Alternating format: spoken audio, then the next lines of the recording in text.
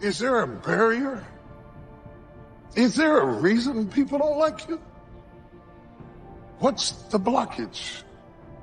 Could there be something that stops you from suffering long, seeking not your own? When I was a child, I spake as a child. I understood as a child, and I thought as a child. But I put away childish things. I put away childish things.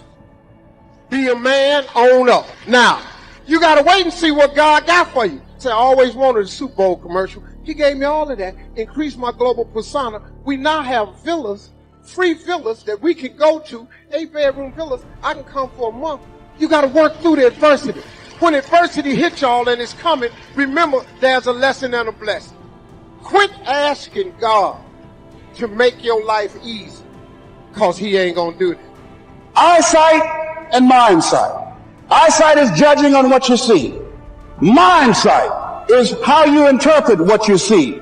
One guy said, it's not possible, it's over, I'm finished. He surrendered.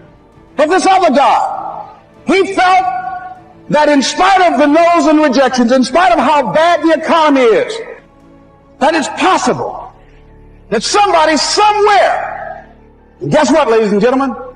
That's what we have to do with our dreams.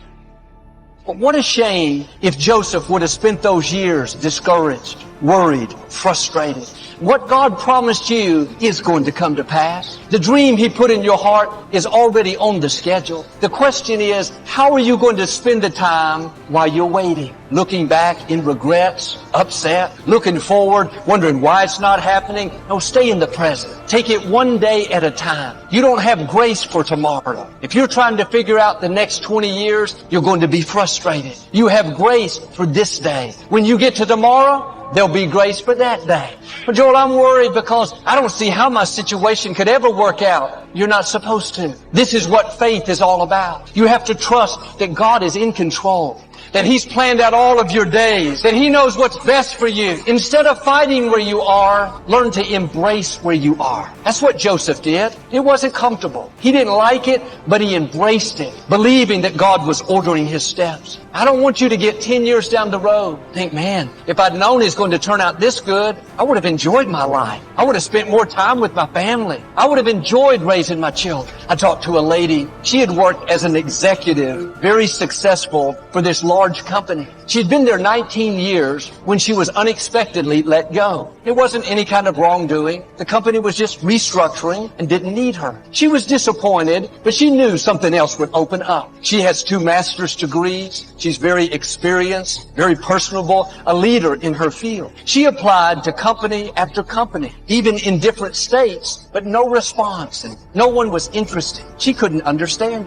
A couple of months after she lost her job, her mother became ill, needed someone to take care of her. She decided that she would do it while she was looking for a job. Every day she would go to her mother's house. They would visit and run errands. Her mother came to her house and helped her fix it up. She had so much fun with her mother, made so many great memories. 10 months later, her mother passed. 3 days after she laid her mother to rest, she started getting one phone call after another from companies she had applied to months and months before. Not one offer, but 4 great offers came in. She accepted a position with more responsibility, more income, better environment. She said, it's a position that I enjoy much more than my previous job. Look at how God works. That closed door, the company unexpectedly letting her go, seemed like a bad break.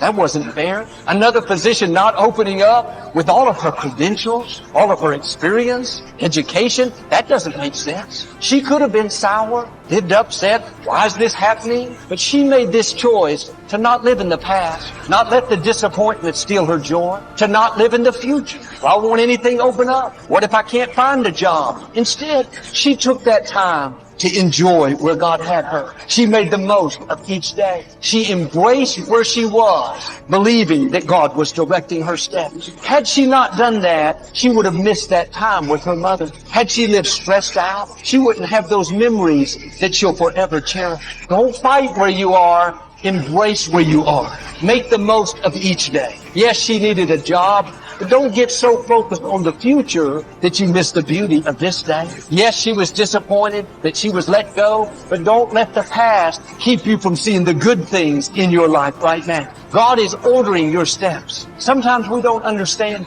It's not comfortable, but like with Joseph, all the disappointments, delays, betrayals, they were a part of God's plan to get him to the throne. God is going to get you to your destiny. He's going to work out all things for your good. While you're waiting, when you don't see anything happening, things aren't turning around, trust him enough to enjoy your life. See the good in each day. Be grateful for what you have. The song says, it's a beautiful day. Don't let it get away. Once we live this day, we can't get it back. Are you living it in tomorrow, focused only on your dreams? Are you living it in yesterday, focused on what didn't work out? When all the while, God has you at this place for a reason. There's a blessing in disguise.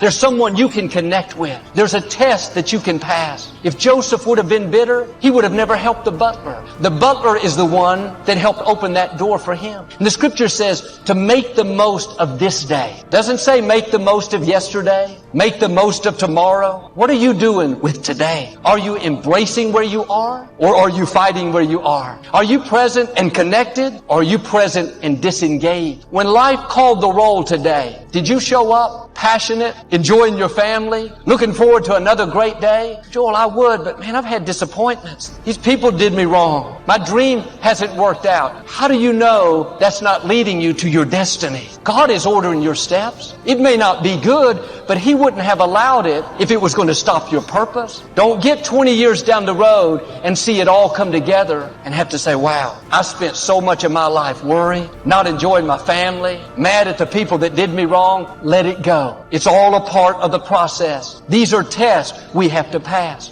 We can get to our destination enjoying the journey, seeing God's favor despite the opposition, or we can get there worried, sour, upset. I'm asking you to live in the present, one day at a time. Yes, it's good to have goals. Keep your vision in front of you, but don't let what hasn't happened frustrate you. Make up your mind you're going to enjoy each day. Enjoy your family. Enjoy the people you work with. Enjoy the beauty of creation. Take time to smell the roses. All through the day, it's good to take a few deep breaths and just breathe in God's goodness.